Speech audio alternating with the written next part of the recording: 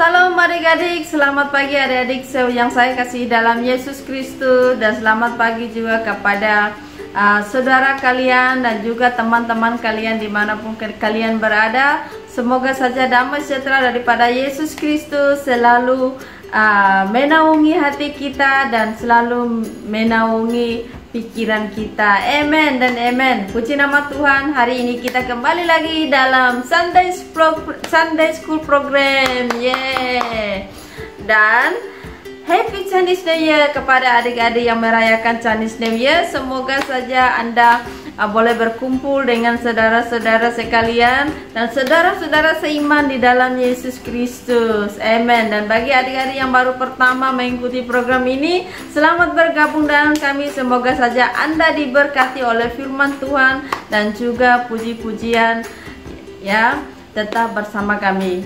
Dan sebelum itu, mari kita mengucap syukur kepada Tuhan Yesus, karena Tuhan Yesus selalu baik di dalam kehidupan saya dan juga kehidupan adik-adik semua, dan selalu menjaga kita dari pagi hingga malam dan dari malam hingga pagi. Amen dan amen. Dan mari kita mengucap syukur ya adik-adik ya, dengan siapkan hati kita, batin kita dan pikiran kita, dan mengucap syukur kepada Tuhan Yesus. Amen. Terima kasih Tuhan Yesus yang telah pertemukan kami lagi hari ini. Kami mengucap syukur, dan hamba juga berdoa buat adik-adik yang mengikuti program ini Tuhan, ataupun adik-adik yang baru pertama kali Tuhan, biarlah Engkau tetap memberkati mereka, orang tua mereka Tuhan, dan sekolah mereka Tuhan. Berkati Tuhan, berkati segala kebutuhan mereka. Terima kasih Tuhan, kami serahkan ibadah online kami dari awal hingga akhir dalam tangan kasih-Mu. Terima kasih Yesus Kristus. Amen and amen.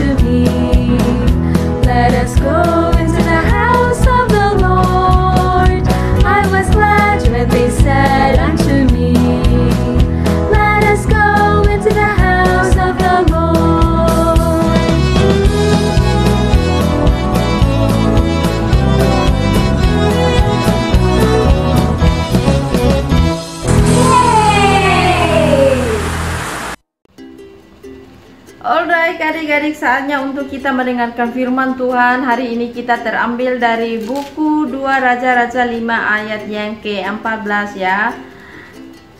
2 Raja-Raja 5 ayat yang ke-14. Kita hanya baca satu ayat saja ya. Hari ini kita bercerita tentang Naaman, bagaimana Naaman sembuhkan dari penyakit kusanya. Wow, karena Naaman taati perintah Tuhan. Kalau Naaman tidak mentaati perintah Tuhan, belum tentu Naaman bisa sembuh dari penyakit kusanya, karena penyakit kusanya sudah sekian lama. Wow, hebat kan adik-adik? Mari kita baca bersama-sama ya. 2 Raja-Raja 5 ayat yang ke-14. Naaman disembuhkan. Maka turunlah ia membenamkan dirinya 7 kali di dalam sungai Yordan sesuai dengan perkataan abdi Allah itu. Lalu pulihlah tubuhnya kembali seperti tubuh seorang anak dan ia menjadi tahir. Wow.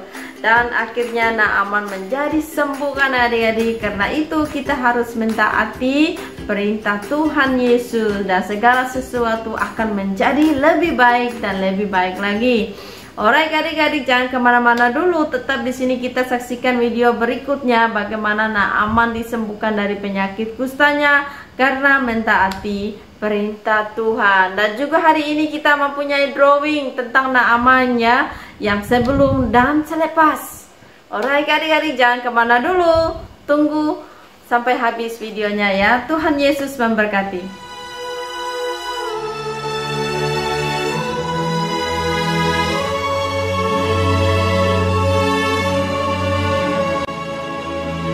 Naaman, panglima Raja Aram, adalah seorang terpandang di hadapan tuannya dan sangat disayangi. Seorang pahlawan tentara, sebab oleh dia, Tuhan telah memberikan kemenangan kepada orang Aram. Tetapi orang itu sakit kusta. Seorang anak perempuan dari negeri Israel, ia menjadi pelayan pada istri Naaman. Berkatalah gadis itu kepada nyonyanya, "Sekiranya tuanku menghadap nabi yang di Samaria itu, maka tentulah nabi itu akan menyembuhkan dia dari penyakitnya." Lalu pergilah Naaman memberitahukan kepada tuannya, katanya, "Begini-beginilah dikatakan oleh gadis yang dari negeri Israel itu." Maka jawab Raja Aram, "Baik, pergilah, dan aku akan mengirim surat kepada Raja Israel." Lalu pergilah Naaman dan membawa sebagai persembahan 10 talenta perak dan 6.000 shikal emas dan 10 potong pakaian.